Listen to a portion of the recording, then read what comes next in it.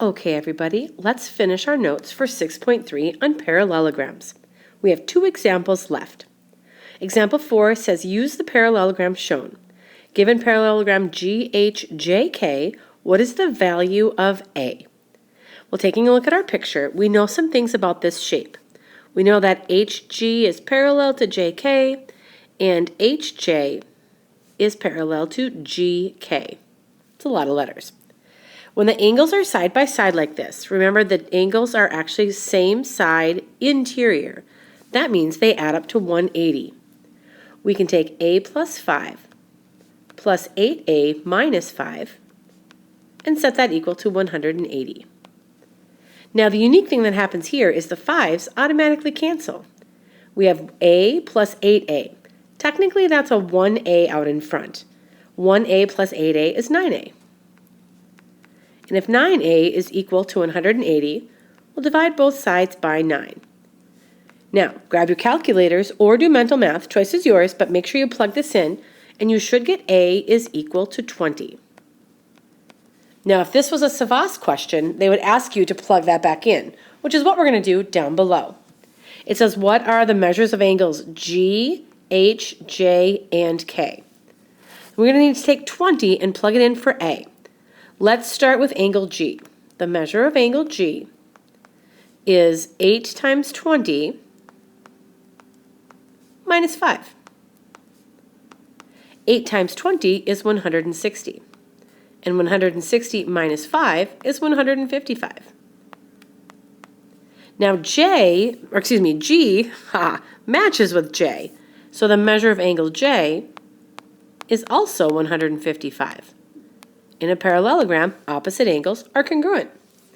Let's find angle H. The measure of angle H, this should be pretty easy.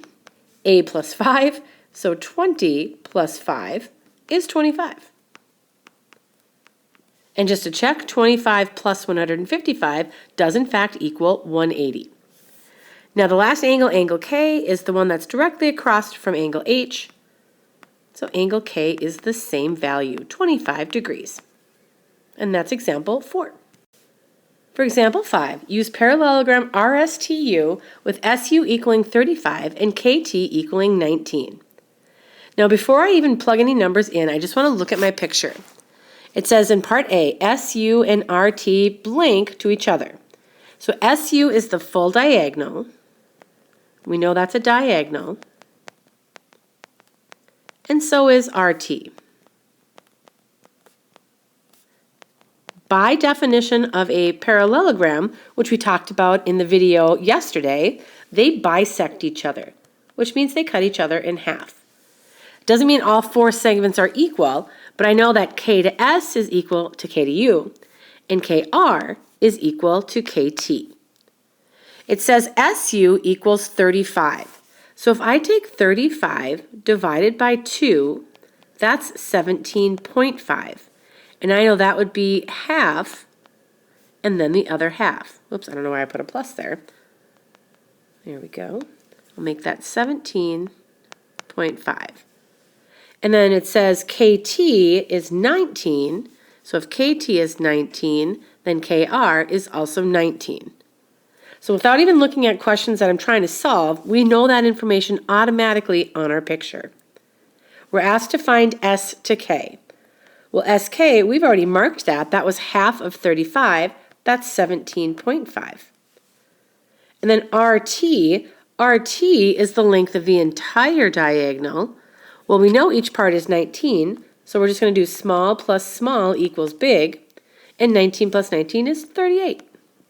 That's the length of RT. Now before we end the video, take a look at this, you guys. Notice the 17.5 and the 38 don't have degree symbols, but the example up above did.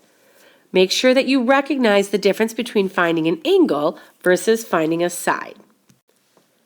Be sure to review all of your 6.3 notes before you start your worksheet.